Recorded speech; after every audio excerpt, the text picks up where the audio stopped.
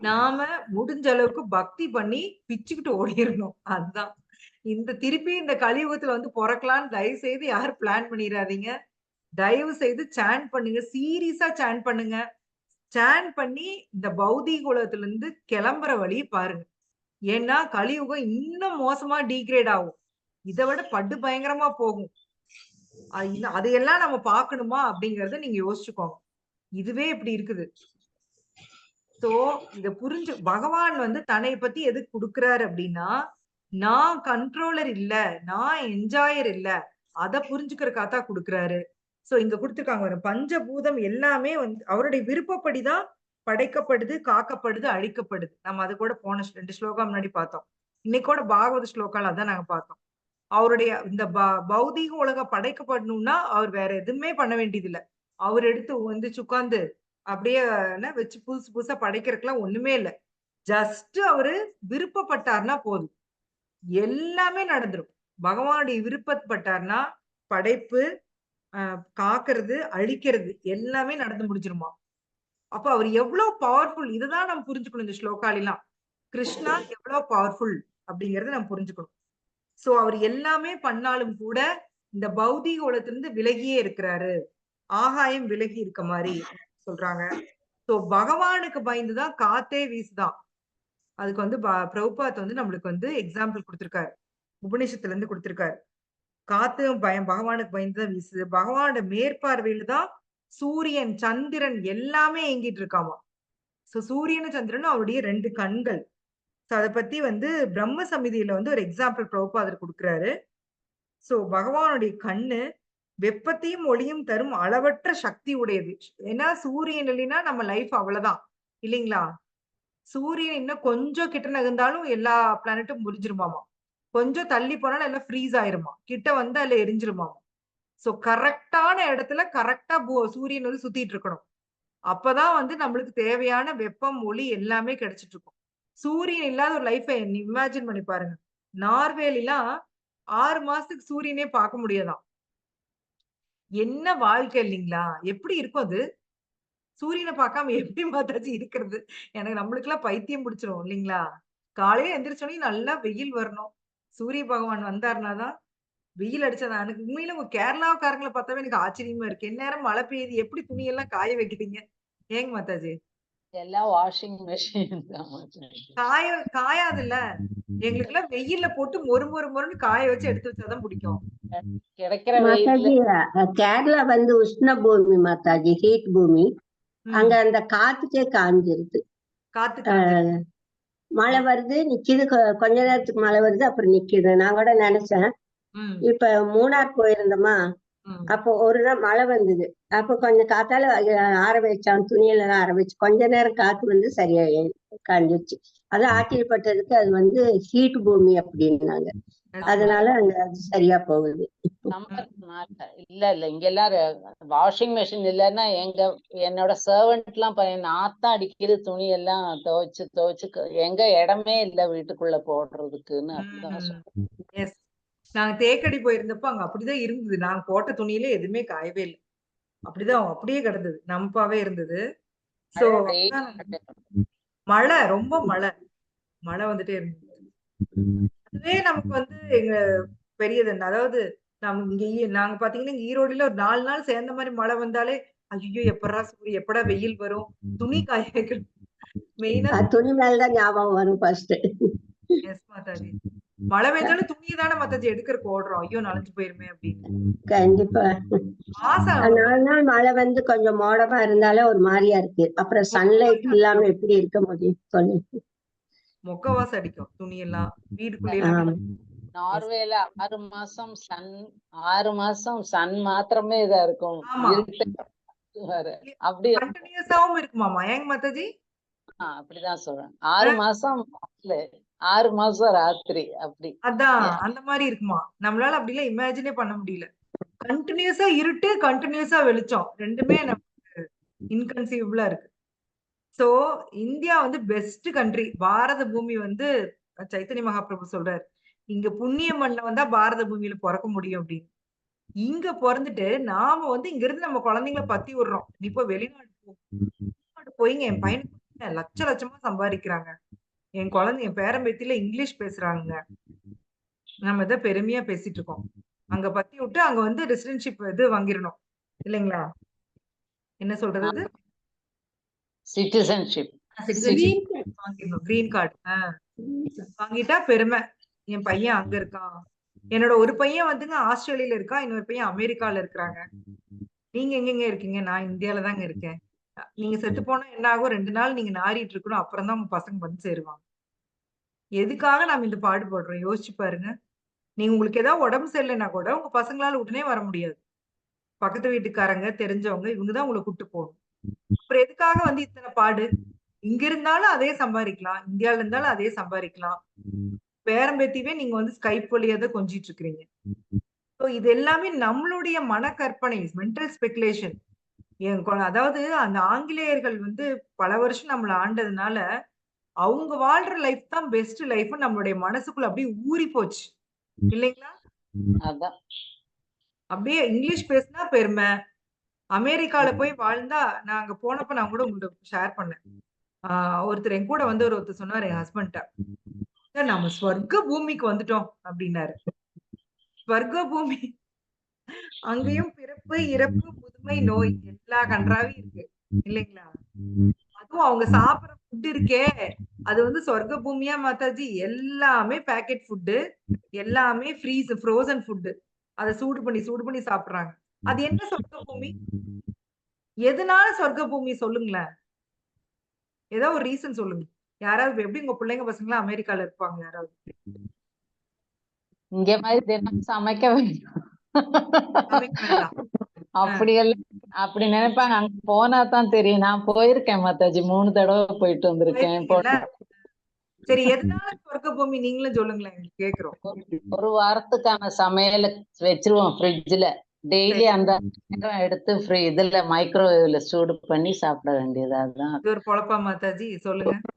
அன்னன்னைக்கு ஃப்ரெஷ்ஷா செஞ்சு சாப்பிடுறத விட்டுட்டு ஏன் போய் இப்படி வந்து சூடு பண்ணி சாப்பிடணும்?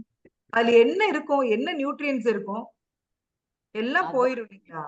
பின்ன பாக்கி எல்லாம் ப்ராசஸ்டா இருக்கும். எல்லாம் அப்படியே கொண்டு வர வேண்டியது, இதுல வச்சு ஹீட் பண்ணி சாப்பிட வேண்டியது. வேற அதான் அங்கத்த சாப்பாடெல்லாம் வெஜிடபிள்ஸ் எல்லாம் கூட ப்ரோஷன்ல வச்சிடுறாங்க. அது அப்படியே வெளியே வச்சு ஃப்ரீஸ் பண்ணி அப்புறம் சமைக்கிறாங்க. 4 நாள் 1 வாரம் கடையில இருந்து வாங்குறது அவ்வளவு இதா இருக்கும். அது மறுபடியும் ஃப்ரீசர்ல வச்சு ஃப்ரீஸ் பண்ணி அப்புறம் சாப்பிடுறது. அதுல என்ன சத்து இருக்குமோ தெரியும். இல்ல, இப்ப நான் கேட்ட கேள்விக்கு நீங்களே யாரும் பதிலே சொல்லல. ஏன் சொர்க்க பூமின்னு கேக்குறேன். அமெரிக்கா அங்க இல்ல வேலையே இல்லாம இருக்கிறதுனால சொர்க்கமாட்டு தெரியுது போல இருக்கு மாதாஜி. எப்படி என்ன இல்லாம இருக்கு மாதாஜி? இந்த வேலையெல்லாம் இல்லையல்ல, காய் வாங்கி சமைச்சு. அப்படி செஞ்சா அப்படி உள்ள இருந்து எடுத்தாலும் நம்ம செஞ்சுதான் வைக்கணும். அதெல்லாம் ஆகணும். எங்கேயாவது அது சர்வன்ட்ஸ் செய்யறது எல்லாம் ஈஸியா ஓவன் இதெல்லாம் இருக்கு. அது எல்லாமே ஈஸியா மெயின்டைன் மாதாஜி, பண்றாங்க. இங்க இப்ப நம்ம ஊர்ல எல்லாமே இருக்கு. இப்ப எல்லாமே அங்க இருக்கிறது எல்லாமே இங்கேயும் இருக்குது இங்கேயும் மாதாஜி. இருக்கு. எப்ப வரும் திரும்பிதான் இருக்கும் அங்க போயிட்டு. ஐயோ போனா எண்ணிட்டே இருப்போம் நாளை என்னைக்கு திரும்ப போவோம் என்ன சொல்லிட்டு. சொல்லுவாங்கன்னா, ரோடெல்லாம் நல்லா இருக்கு, கவர்மெண்ட் வந்து நல்லா இதா இருக்கு, இப்படிதான் ரீசன் சொல்லுவாங்களே ஒழிய, உண்மையிலே இப்ப உங்களாலே பதிலே சொல்ல முடியல. நான் ஏன் சொர்க்க பூமின்னு கேட்டேன். அதுக்கு ஒரு ரீசன் ஒண்ணு உருப்படியா சொல்ல முடியல இல்லைங்களா? அந்த அளவுக்கு ஒண்ணும் அப்படி இல்ல மாதாஜி. அங்க சொர்க்கம் பூமின்னு சொல்ற அளவுக்கு அங்க ஒண்ணும் இல்ல. ஏன்னா நம்மளுடைய நீட்டா இருக்குது, வேலை ஈஸி, அவ்வளவுதான். அவ்வளவுதான். நம்மளுடைய மன ஏர்ன் பண்றது அதிகமா பண்ணிக்கலாம், அவ்வளவுதான். அதுவும் மாதாஜி, நீங்க டாக்ஸ் வந்து 40% கட்டுறீங்களா திருப்பி கவர்மெண்ட்டுக்கு? அதான் கரெக்ட். அதுவும் தான். அப்புறம் அது என்ன? எல்லாமே அவங்களுக்கு ஈஸியா தெரியுது போல இருக்கு. அதனால சொர்க்க பூமின்னு சொல்ற அளவுக்கு எல்லாம் ஒண்ணும் இல்ல மாதாஜி. ஏன்னா கொஞ்ச நாள் இருந்துட்டு பார்த்துட்டு வரலாமே தவிர அங்கேயே இருக்கிறதுக்கு போய் இருக்க முடியாது. எஸ், அதான் ரியாலிட்டி. சொந்த பந்தம் எதுவும் அங்க பார்க்க முடியாது. மத்ததெல்லாம் கிடைக்கும், சொந்த பந்தம் எல்லாம் கிடைக்காது. அதுதான். Very true. ஸோ நமக்குன்னு வந்து நமக்கு ஒரு கிளைமேட் கொடுத்து நம்மளுடைய உடல்நிலை அது தகுந்த மாதிரி தான் பகவான் படைச்சு அனுப்பிச்சிருக்காரு. நான் இங்க இருக்க மாட்டேன் அப்படின்னு அடம் பிடிச்சு போய் உட்கார்ந்தா, அங்க மட்டும் நீங்க அங்க போனா உங்களுடைய பிறப்பு இறப்பு முதுமையில தப்பிக்க முடியுமா என்ன? உலகத்தின் எந்த மூலைக்கு போனீங்கனாலும் பிறப்பு இறப்பு முதுமை நோய் இதுல இருந்து யாருமே தப்பிக்க முடியாது. அமெரிக்கா போனாலும் சரி, ஆஸ்திரேலியா போனாலும் சரி, அண்டார்டிகா போனாலும் சரி, கடலுக்கு அடியில போய் ஒளிஞ்சீங்கனாலும் நீங்க சாகணும் அப்படின்னா அந்த டைமுக்கு உங்களுக்கு டெத் வரதான் செய்யும் இல்லைங்களா? அது ஒரு ஃபேமஸ் ஸ்டோரி கூட சொல்லுவாங்க இல்லையா? ஒரு பறவை ஸ்டோரி வருமே. இந்த பறவை எப்படி அங்க போய் சாகும்னு நினைச்சேன், அதே மாதிரி நடந்துச்சுன்னு சொல்லி யமராஜ் சொல்லுவார்ல. நம்ம கூட அடிக்கடி டிஸ்கஸ் பண்ணுவோம். ஒரு ஸ்டோரி வரும். சோ நம்மளுடைய நான் சொன்ன மாதிரி இந்த பௌதீக உலகம் இந்த 4 விஷயங்களுக்கு உட்பட்டதுதான். நாம எல்லாருமே இந்த கட்டுப்பாட்டுக்கு உட்பட்டவங்க தான். சோ இதையெல்லாம் தாண்டினவர் யாரு அப்படின்னா பகவான். சோ நாம வந்து நம்மளுடைய ஒரே வேலை என்னன்னா, நமக்கும் பகவானுக்கும் ஒரு ரிலேஷன்ஷிப் இருந்தது, உறவு இருந்தது. அந்த உறவை மறந்துட்டு தான் இங்க வந்து உட்கார்ந்து கஷ்டப்பட்டு இருக்கோம். சோ அந்த உறவை புதுப்பிக்கிறது தான் நம்மளுடைய ஒரே நம்ம வாழ்க்கையின் ஒரே நோக்கம் தான். நமக்கு எதுக்காக மனித பிறவி கிடைச்சிருக்கு அப்படின்னா, எனக்கும் பகவானுக்கும் உள்ள உறவை புதுப்பிக்கிறதுக்கு. அது எப்படி பண்றது அப்படின்னா, அதுக்கு தான் வந்து மகாபிரபு நம்மளுக்கு ஹரே கிருஷ்ண கிருஷ்ண கிருஷ்ண ஹரே ஹரே, ஹரே ராம ராம ராம ஹரே ஹரே. இந்த ஹரே கிருஷ்ணா மகா மந்திரம் கொடுத்திருக்காரு. இந்த மகா மந்திரத்தை சொல்லுங்க. நீங்க திருப்பி பகவானோட கனெக்ட் ஆகலாம். பகவானோட நீங்க வேற எந்த விதத்திலயும் கனெக்ட் பண்ண முடியாது. வைஃபை மூலமாவோ நீங்க வந்து 4G, 5G, 6G, 7G, 8G, 9G, 10G எத்தனை அலைக்கற்றை நீங்க விடுவிச்சீங்கனாலும், எத்தனை ராக்கெட் விட்டீங்கனாலும், உங்களால பகவானோட கனெக்ட் ஆக முடியாது. பகவானோட கனெக்ட் ஆகறதுக்கு ஒரே வழி இந்த ஹரே கிருஷ்ண மகா மந்திரம் மட்டுமே. இத வந்து நம்ம ஆச்சாரியாஸ் நமக்கு சொல்லி குடுத்திருக்காங்க. இத வந்து நம்ம வீட்ல உட்கார்ந்து சொல்றது கூட எனக்கு கஷ்டமா இருக்கு அப்படின்னு சொன்னோம்னா, நம்மள கிருஷ்ணா கூட காப்பாத்த முடியாது. சோ நமக்கு பகவான் 24 மணி நேரம் டைம் குடுத்திருக்காரு. டைம் இல்லாமலாம் இல்ல. உட்கார்ந்து 2 மணி நேரம் ஜபம் 16 மாலை, இல்ல ஸ்டார்டர்ஸா இருந்தீங்கன்னா 2 மாலை, 3 மாலை. நான் 2 வருஷம், 3 வருஷம் கிளாஸ் கேட்டு நான் என்ன 2 மாலை, 3 மாலை பண்றேன்னீங்கன்னா, அப்புறம் இதுல ஒரு அர்த்தமும் இல்ல. இந்நேரத்துக்கு நம்ம 16 மாலை ஜபம் பண்ண ஆரம்பிச்சிடணும். ஏன்னா, இதுக்கு நம்ம அந்த முக்கியத்துவம் குடுக்கணும். பக்திக்கு முக்கியத்துவம் குடுத்தோம் அப்படின்னா தான் நம்மளால பகவான் நமக்கு முக்கியத்துவம் குடுப்பார். இல்ல அப்படின்னா, நீங்க எப்படி சாண்ட் பண்றீங்களோ அதுக்கு தகுந்த பலன் அவர் குடுப்பார். குடுக்காம இருக்க மாட்டார். சாண்டிங் நீங்க ஒரு ரவுண்ட் பண்ணாலும் அதுக்கு உண்டான பலன் கிடைக்கும். ஆனா ரொம்ப ரொம்ப டைம் ஆகும். நான் சொன்ன மாரி இந்த கலியுகத்துல இன்னும் திருப்பி திருப்பி பொறக்கணும்னு உங்களுக்கு பிளான் இருந்துச்சுன்னா, 1 ரவுண்ட் 2 ரவுண்ட் பண்ணிட்டு நீங்க ஜாலியா இருக்கலாம். இல்ல வேண்டவே வேண்டாம். இந்த கலியுகமே எனக்கு வேண்டாம். நான் கிருஷ்ணாட்ட போய் அவருக்கு சர்வ் பண்ணணும். இனிமேல் நான் வந்து இங்க சிக்கிட்டு நான் கஷ்டப்பட விரும்பல. நான் பகவானுக்கு நான் சர்வ் பண்ணணும் அப்படின்னு நீங்க ஆசைப்பட்டீங்க அப்படின்னா, நாம நீங்க சாண்ட் 16 ரவுண்ட் ஜபம் பண்ணீங்கன்னா தான், பகவான் அதுக்கு நமக்கு ஹெல்ப் பண்ணுவார். அவரு ஹெல்ப் பண்ணா மட்டும் தான் அவர்ட்ட திரும்பி போ முடியும். வேற ஏதாவது குறுக்கு வழி எந்த வழியும் இல்ல. ஒரே வழிதான். நீங்க வேற எந்த தேர்வுல வேணா குளறுபடி பண்ணலாம். இந்த கடைசி தேர்வுல எந்த குளறுபடியும் பண்ண முடியாது. இது வந்து எந்த லஞ்சமும் குடுக்க முடியாது. யாரையும் மிரட்டி கொஸ்டின் பேப்பரும் வாங்க முடியாது. இது என்ன சொல்றது? வேற எந்த ஆப்ஷனும் இல்லாத தேர்வு இது. அதுக்கு ஒரே வழி வந்து ஜபம் மட்டும் தான். இது ஏதாவது கஷ்டமா இருக்கா என்ன? அழகா உட்கார்ந்து ஒரு இடத்துல ஹரே கிருஷ்ண கிருஷ்ண கிருஷ்ண ஹரே ஹரே. ஹரே ராம ராம ராம ஹரே ஹரே. பகவானுக்காக நம்ம ஒரு 2 மணி நேரம் நம்மளால செலவு பண்ண முடியல அப்படின்னா, எப்படி நம்ம திருப்பி கோலோகா போ முடியும் சொல்லுங்க? உங்களுக்கு எல்லாருக்கும் ஆசை இருக்கு இல்லையா? கோலோகா போணும்னு. ஆமா மாதாஜி. எல்லாருக்கும் ஆசை இருக்கு. போகணும் அப்படின்னா, அதுக்கு நாம ஜபம் தான் வழி. சோ நாம அபராதம் அதுக்காக நம்ம பார்த்தோம். அந்த அபராதங்கள் இல்லாம நம்ம சாண்ட் பண்றதுக்கு நம்ம ட்ரை பண்ணணும். சோ அந்த அபராதங்கள் எல்லாம் உங்களுக்கு தெரியும். 10 அபராதம் எல்லாருமே கிட்டத்தட்ட மனப்பாடம் பண்ணி அந்த நம்ம எல்லாத்தையும் தப்பிச்சாலும் அந்த கடைசி அபராதத்துல மாட்டிக்கிறோம் இல்லீங்களா? நாம வந்து எல்லாமே தெரிஞ்சிருந்தாலும் நம்பிக்கை இல்லாம நம்ம வந்து அந்த புனித நாமத்தை நம்ம சொல்றோம். சில சமயங்கள்ல பக்தர்கள்ட்ட வைஷ்ணவ அபராதம் பண்ணிடுறோம். சில சமயம் லிட்ரேச்சர் நம்பாம இருக்கிறோம். ஆன்மீக குருவ ஒழுங்கா நம்பாம இருக்கோம்.